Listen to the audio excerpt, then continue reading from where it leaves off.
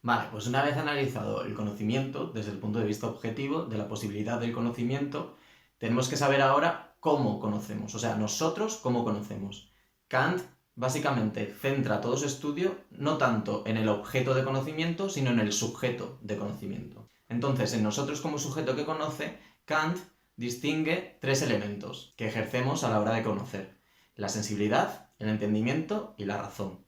La sensibilidad es la capacidad para recibir impresiones, para recibir intuiciones. El entendimiento es la capacidad de clasificar esas impresiones que recibimos de la sensibilidad para hacerlas inteligibles, para poder entenderlas. Y luego la razón es la capacidad de producir ideas que nos sirven para regular y estimular el conocimiento. Actúan como modelos para seguir queriendo preguntarnos cosas y seguir investigando. Pero paremos aquí por un momento. Paremos un rato. ¡Para!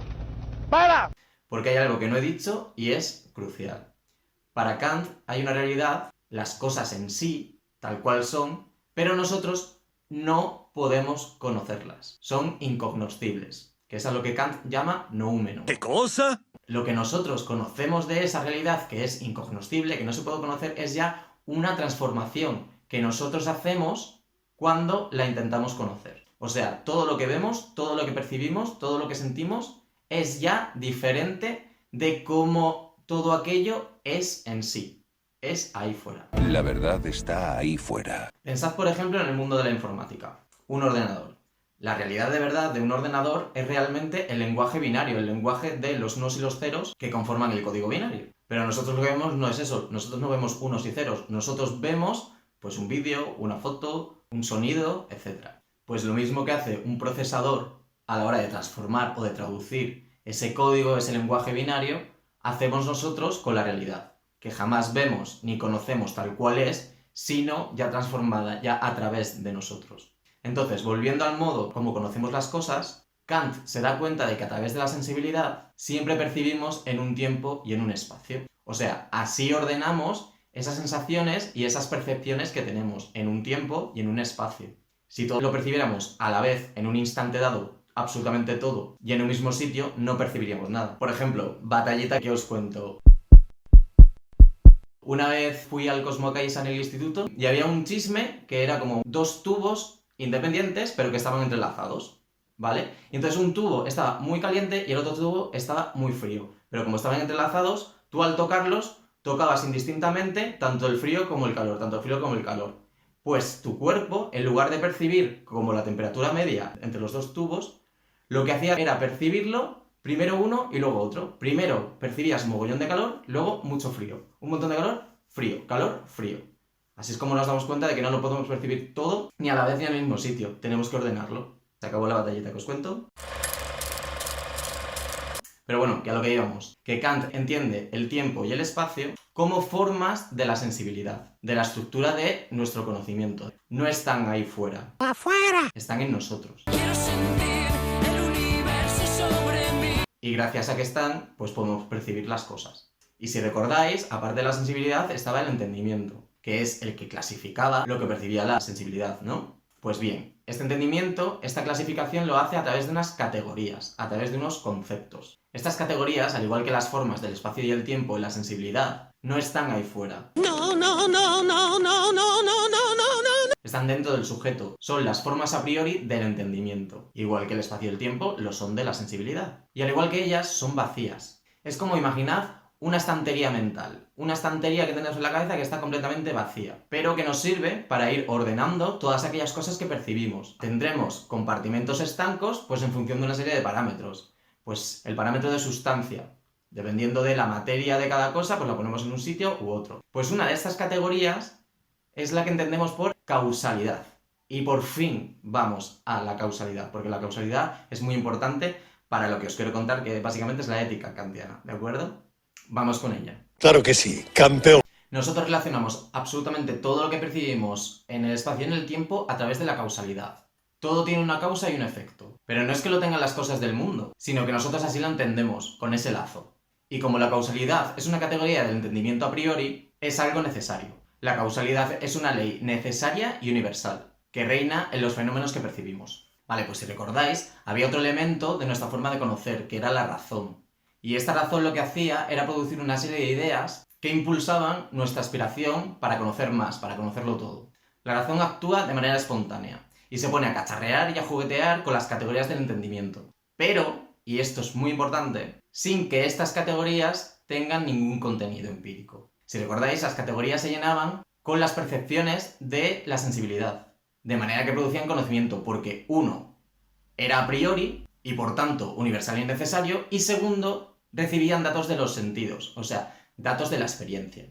O sea, elaboraba juicios sintéticos a priori, que es justo como nos decía Kant que se hacía el conocimiento. La razón, sin embargo, juega con estas categorías vacías. En nuestro ejemplo, con la estantería y sus módulos, como el que juega al Tetris, configurando pues una serie de ideas, pero que como están vacías de contenido, son ilusiones.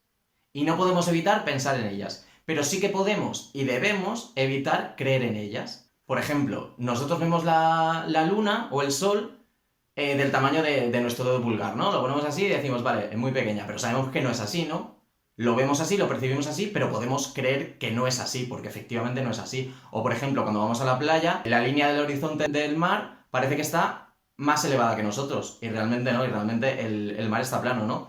Son ilusiones, así lo vemos, pero no tenemos por qué creer que son ciertas, de hecho no lo son. Pues las ideas de la razón, cuando se pone a juguetear ¡Y juguetear! con las categorías del entendimiento vacías de contenido, son igual. ¿Y por qué nos interesa todo esto? ¡No tiene gracia! Que es lo que os estaréis preguntando todo el rato, ¿no? ¿A quién le importa? Pues porque una de estas ideas es la idea de libertad. Todo este rollo que os he contado ¿Por qué no te callas? es básicamente para llegar a la categoría de causalidad y a la idea de la razón de la libertad.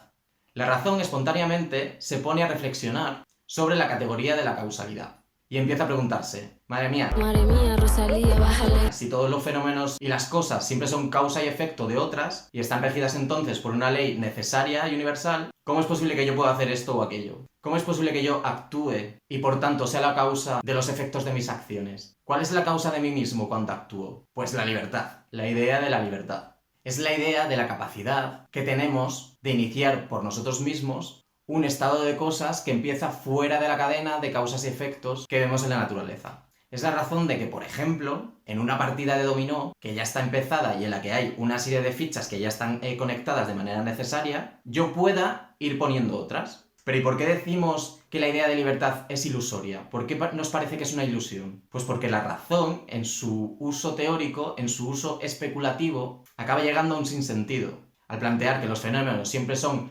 efecto de una causa, y esa causa efecto de otra, y esa de otra, pero ¿y la causa de la totalidad de todos los fenómenos? Tendría que haber una causa que no es causa de nada, una causa que no tiene una causa detrás, que es como la primera causa. Pero es que nosotros no tenemos ninguna experiencia de eso. Como no tenemos experiencia de eso, no podemos llenar de contenido esa idea, y por tanto no llegamos a ningún conocimiento. Es la idea de libertad ilusoria, por eso es una ilusión. Pero en el uso práctico de la razón, que es el que nos interesa, es donde esa idea adquiere realidad. Deja de ser una ida de olla y se convierte en realidad. La libertad acaba descubriéndose en la razón práctica como independencia del libre albedrío con respecto a la determinación, a la coacción, a las inclinaciones del mundo sensible. O sea, si nos preguntamos ¿qué causa los efectos de las acciones libres? O sea, de nuestras acciones, pues tenemos que responder que nuestra voluntad, que es libre porque es independiente de la imposición del mundo sensible. Y si nos preguntamos ¿cómo se determina esta voluntad libre? Pues respondemos que con la razón. Por eso la libertad, ya no como una ilusión, sino como algo en sí, será la causalidad de la razón en la determinación de la voluntad, que es la que provocará acciones en el mundo sensible. Libertad como la causa de que nuestra razón determine nuestra voluntad. Es difícil, pero si le dais un poco de vueltas, lo acabaréis pillando. Sí, hombre, esto ya lo veremos.